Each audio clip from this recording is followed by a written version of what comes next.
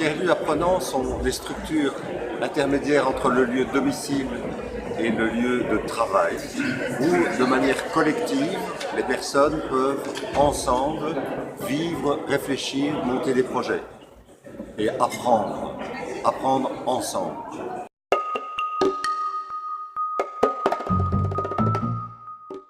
En fait, les tiers-lieux apprenants sont des lieux d'innovation sociale, d'innovation territoriale, aussi d'innovation économique.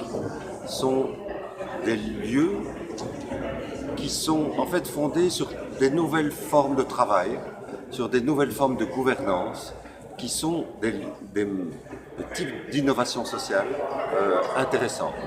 En plus, il y a une innovation, je dirais, numérique. L'outil numérique est un outil qui est très souvent utilisé dans les tiers-lieux apprenants, soit par les personnes elles-mêmes, soit par le fait qu'il puisse y avoir des tiers-lieux qui soient à distance, qui soient numériques.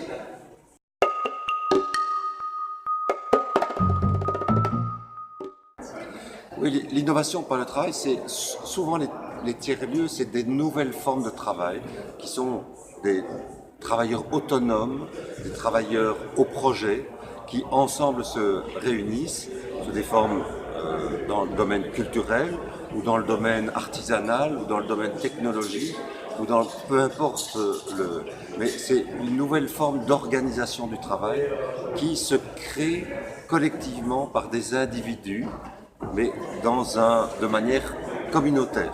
Donc c'est à la fois des individus et à la fois dans un cadre communautaire de co-construction.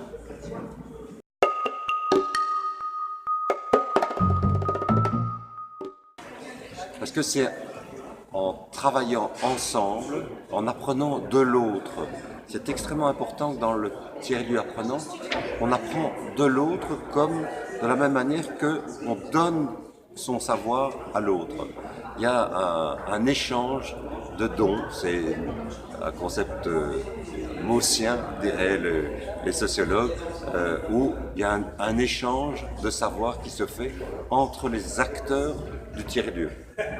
Et donc il n'y a pas la personne, le sachant, qui vient donner son savoir à ceux qui le reçoivent de manière passive. C'est un échange, c'est un élément communautaire, une co-construction d'apprenants qui ensemble apprennent par un échange de savoir.